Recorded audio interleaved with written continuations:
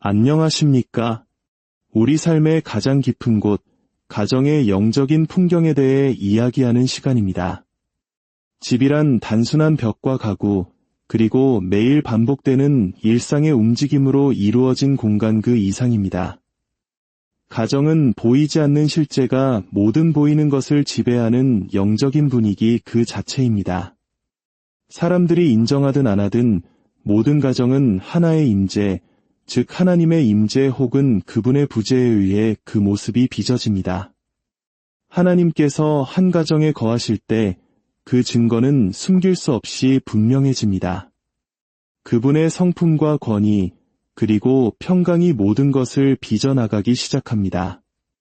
그것은 억지스럽거나 인위적이지 않으며 결코 일시적이지 않습니다. 성령님께서 그곳에 거처를 정하셨을 때 나타나는 가장 자연스러운 결과입니다. 오늘 이 이야기가 여러분의 마음에 울림을 준다면 구독과 좋아요를 통해 이 은혜를 주변의 다른 가정과도 나누어 주십시오. 하나님의 축복이 더 널리 퍼져나가도록 돕는 귀한 손길이 될 것입니다. 이제 지금 여러분의 가정에 하나님이 살아계시다는 7가지 분명한 증거를 함께 살펴보겠습니다. 첫 번째 증거는 성경이 그 가정의 최종 권위가 된다는 것입니다. 하나님께서 진정으로 거하시는 집에서 그분의 말씀은 장식장에 먼지 쌓인 채 놓여있는 장식품이 아닙니다. 그저 주일에만 참고하는 책도 아닙니다.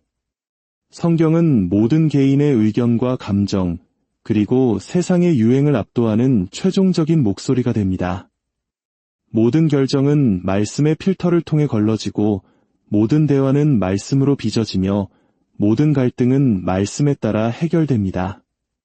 자녀들은 말씀을 존중하는 법을 배우고 어른들은 말씀에 순종하는 법을 배웁니다.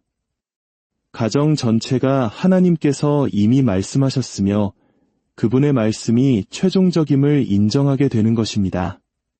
성경이 단순히 읽히는 것을 넘어 순종의 대상이 될 때, 그 진리가 우리의 습관과 삶의 패턴을 깊이 파고들 때, 우리는 그 말씀의 저자이신 하나님께서 바로 우리 가정에 함께하고 계심을 확신할 수 있습니다. 그런 가정의 사람들은 내 기분은 어떤가? 라고 묻기보다 하나님은 무엇이라 말씀하셨는가? 를 먼저 묻습니다. 이 작은 질문의 변화 하나만으로도 우리는 하나님의 임재를 느낄 수 있습니다. 말씀이 다스리는 가정에서는 논쟁이 힘을 잃습니다. 하나님의 명령은 더 이상 제약이 아니라 우리를 보호하고 인도하는 사랑의 울타리로 여겨집니다. 두 번째 증거는 회개와 겸손이 존재한다는 것입니다. 하나님이 거하시는 곳에서는 교만이 살아남을 수 없습니다. 마음이 부드러워집니다. 미안해요. 내가 틀렸어요. 저를 용서해 주세요. 와 같은 말들이 자유롭게 오고 갑니다. 이는 그들이 약해서가 아니라 하나님 앞에 온전히 내어드렸기 때문입니다.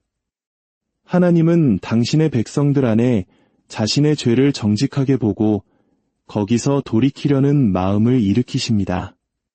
만약 여러분의 가정이 비난 대신 고백으로, 쓴 뿌리 대신 화해로, 완고함 대신 겸손으로 채워져 있다면 그것은 하나님께서 그 가정의 분위기 속에서 일하고 계신다는 증거입니다.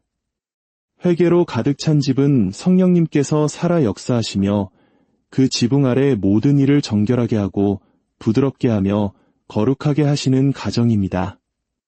한국 문화에서 우리는 종종 체면을 중시하여 잘못을 인정하기를 어려워할 때가 있습니다.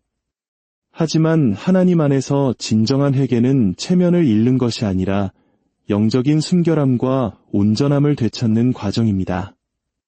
이런 가정에서 자란 아이들은 잘못을 인정하는 것이 실패가 아니라 하나님의 변화시키는 은혜의 증거임을 배우게 됩니다. 세 번째 증거는 기도가 집안의 공기처럼 흐른다는 것입니다. 식사 전이나 잠자리에 들기 전 급하게 기계적으로 내뱉는 몇 마디를 말하는 것이 아닙니다. 기도가 마치 자연스러운 호흡처럼, 심장의 반사작용처럼 하나님을 향한 끊임없는 의존과 갈망이 되는 것을 의미합니다. 함께 기도하는 가족은 단순히 종교의식을 행하는 것이 아닙니다. 그들은 우리에게 모든 것을 공급하시고 지탱하시며 보호하시고 인도하시는 유일한 분의 존재를 인정하는 것입니다. 개인의 기도는 더욱 깊어지고 가족의 기도는 더욱 풍성해지며 심지어 아이들조차 하나님과 대화하는 것이 비상시에만 하는 행동이 아니라 매일의 필수적인 양식임을 이해하기 시작합니다. 한 가정이 모든 상황 속에서 하나님께 의지하고 그분께 감사하며 그분을 찾고 그분을 향해 부르짖기 시작할 때 우리는 그분께서 바로 그곳에 거하고 계심을 확신할 수 있습니다. 네 번째 분명한 증거는 죄가 그 집에서 편안하게 머물 수 없다는 것입니다. 하나님께서 진정으로 임재하시면 숨겨진 악은 더 이상 숨을 곳을 잃게 됩니다. 성령님께서 무엇이 잘못되었는지 드러내시고 마음을 찔러 책망하시며 어둠을 향한 욕망을 제거하십니다. 한때는 웃어넘기거나 용납했던 것들이 갑자기 견딜 수 없는 것이 됩니다. 즐겨보던 오락 프로그램이 바뀌고 대화의 주제가 달라지며 삶의 경계선은 더욱 명확해집니다. 순결에 대한 갈망이 자라납니다. 하나님께서 가정에 거하실 때 죄는 불편한 것이 되고 의로움이 새로운 기준이 됩니다. 우리는 우리 집과 습관, 사용하는 기기들, 그리고 은밀한 시간들을 지키기 시작합니다. 왜냐하면 주님의 눈이 우리를 지켜보고 계실 뿐만 아니라 우리를 변화시키고 계심을 알기 때문입니다. 죄를 대면하고 처리하는 가정은 거룩한 경외심, 즉 지혜와 신중함, 순종을 낳는 두려움을 갖게 됩니다. 다섯 번째로 가장 감미로운 증거는 세상이 이해할 수 없는 평강이 함께한다는 것입니다. 이것은 공과 금이 밀렸을 때, 질병이 찾아왔을 때, 혹은 상황이 급변할 때 사라져버리는 그런 종류의 평안이 아닙니다. 이것은 하나님이 모든 것을 다스리시며 우리 가까이 계시다는 깊은 확신에서 오는 초자연적인 고요함, 정적, 그리고 담대함입니다.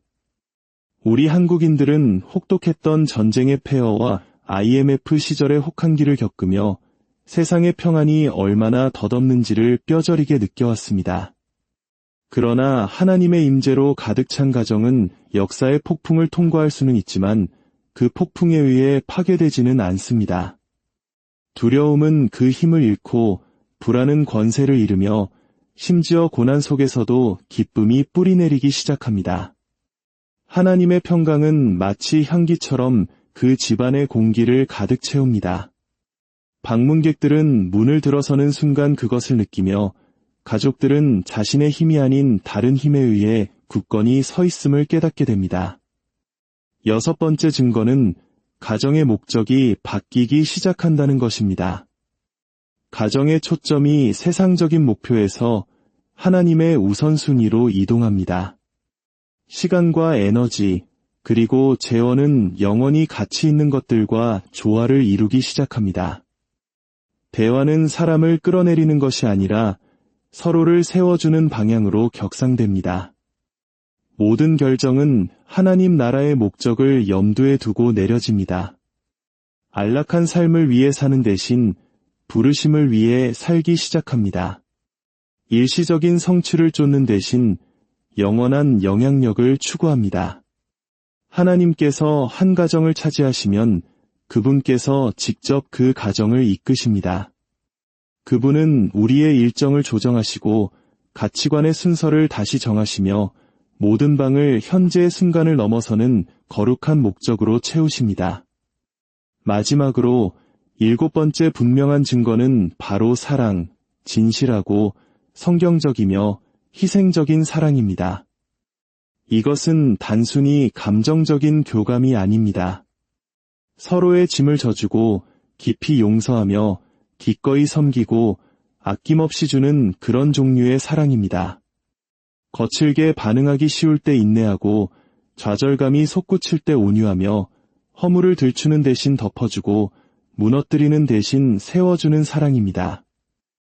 이러한 사랑은 인간의 본성에서 자연스럽게 나오는 것이 아닙니다.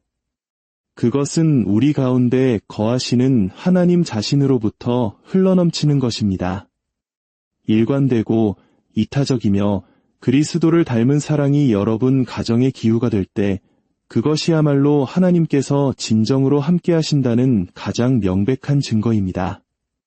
오늘 여러분의 가정을 살펴보십시오. 표면적인 모습 너머를, 질서정연해 보이는 외양이나 반복되는 종교활동 너머를 보십시오. 대신 그 영적인 분위기를 들여다보십시오. 말씀이 여러분의 결정을 빚어가고 있습니까? 회개가 여러분의 마음을 부드럽게 하고 있습니까? 기도가 여러분의 일상을 덮고 있습니까? 죄가 그 힘을 잃어가고 있습니까? 평강이 여러분의 두려움을 다스리고 있습니까? 거룩한 목적이 여러분의 우선순위를 인도하고 있습니까? 그리고 사랑이 여러분의 관계를 채우고 있습니까? 만약 이 증거들이 비록 작게나마 자라나는 모습으로 존재한다면 하나님은 여러분의 가정에서 멀리 계시지 않습니다. 그분은 그 안에 거하시며 일하시며 그 가정을 빚어가고 계십니다. 그리고 만약 이 증거들이 부족하게 느껴진다면 낙심하지 마십시오.